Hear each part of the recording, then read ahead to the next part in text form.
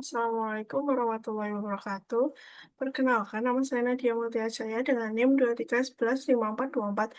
Di sini saya akan mempresentasikan hasil jawaban UTS saya berikut ini. Yang pertama adalah peran kepemimpinan di dunia mahasiswa dan karir masa depan. Kepemimpinan di lingkungan mahasiswa tidak hanya berfokus pada mengelola organisasi, tetapi juga menjadi fondasi penting dalam membentuk karakter dan etika seseorang.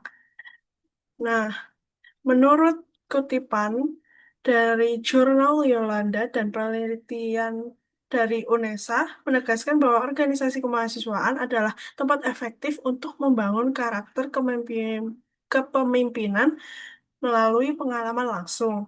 Nah, ada studi lain nih, yaitu jurnal mediasi yang menyebut organisasi kampus sebagai laboratorium kepemimpinan yang membantu mahasiswa mempraktikkan tanggung jawab, koordinasi, dan penyelesaian masalah yang sangat dibutuhkan dalam dunia kerja.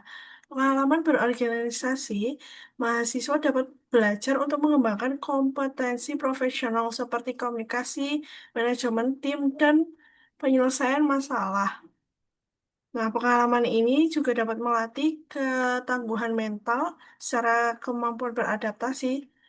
Semua keterampilan tersebut menjadi modal berharga untuk dapat memasuki dunia kerja.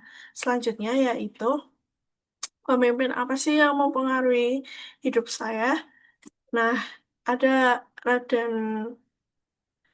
R.A. Kartini, yaitu seorang tokoh perempuan yang dikenal sebagai pelopor emansipasi wanita. Kartini juga menjadi pemimpin yang berpengaruh bukan karena jabatan, melainkan melalui pemikirannya yang maju dan keberaniannya melawan budaya patriarki pada masanya. Nah, ini ada beberapa cara, memimpin dari R.A. Kartini. Nah, yang pertama adalah memimpin dengan pemikiran atau intellectual leadership, di mana beliau ini dapat memimpin bukan karena hanya jabatan, tetapi dengan gagasan, dengan menunjukkan bahwa pemimpin hebat adalah mereka yang dapat membawa perubahan melalui pemikiran yang kritis, keberanian mengungkapkan kebenaran, dan kemampuan untuk melihat jauh ke depan. Nah, selanjutnya adalah memimpin dengan keteladanan moral atau moral leadership, di mana Kartini mempraktikkan nilai yang ia perjuangkan, yaitu belajar berpikir keras, menghargai martabat perempuan, dan berani melawan diskriminasi. Yang ketiga adalah memimpin dengan keberanian menghadapi sistem atau courageous leadership, yaitu pada masa itu perempuan itu dilarang sekolah, dilarang berpendapat, dan bebas menjalani hidup. Namun, Kartini tetap berani bersuara dan mengambil resiko sosial demi perubahan. Dari keberaniannya itu, melawan budaya patriarki menjadi bentuk kepemimpinan yang dapat menginspirasi. Selanjutnya adalah memimpin dengan empati dan kepedulian atau servant leadership, di mana Kartini ingin perempuan Indonesia tidak lagi terkurung atau terpenjara dan mendapat kesempatan yang sama untuk maju. Eh, Beliau ini peduli pada penderitaan perempuan lain sehingga seluruh perjuangannya didorong oleh rasa kemanusiaan. Nah, yang kelima, memimpin melalui pendidikan dan pemberdayaan atau transformational leadership, di mana Kartini adalah mendirikan sekolah untuk perempuan sebagai bentuk nyata menciptakan perubahan. Beliau tidak hanya menyampaikan ide, tetapi juga memberikan solusi yang nyata, di mana ini menunjukkan bahwa eh, Kartini menggunakan gaya transformational leader yang mengubah cara berpikir masyarakat dan memberdayakan generasi berikutnya. Selanjutnya yaitu apa analogi bahwa pemimpin terlihat setiap tindakan menjadi contoh. Itu tuh gimana sih? Nah, analogi bahwa pemimpin selalu terlihat berarti bahwa setiap tindakan sikap dan keputusan pemimpin akan diamati, ditiru, dan dijadikan acuan oleh pengikut. Seorang pemimpin itu tidak hanya memimpin melalui kata-kata, tetapi melalui perilaku sehari-hari. Nah, ada beberapa teori yang eh, dapat dikatakan untuk memberi penunjang penjelasannya.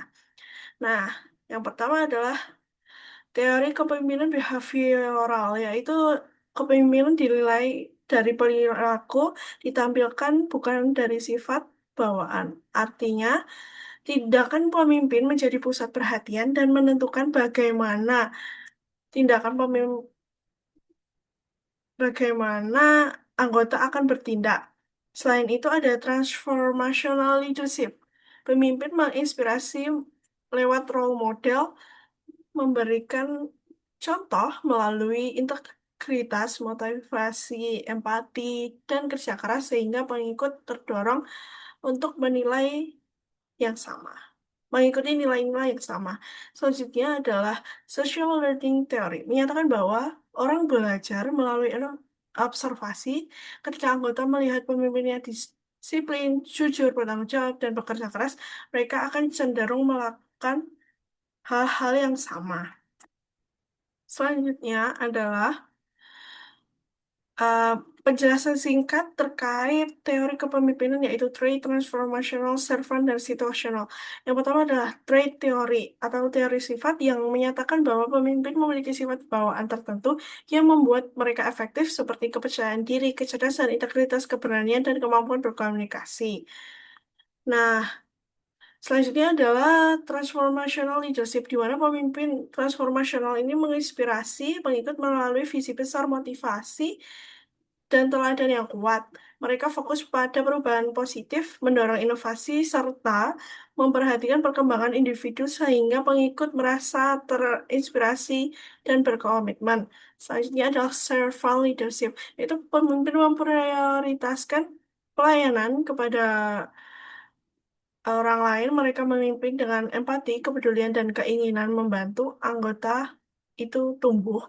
Yang terakhir adalah situational leadership.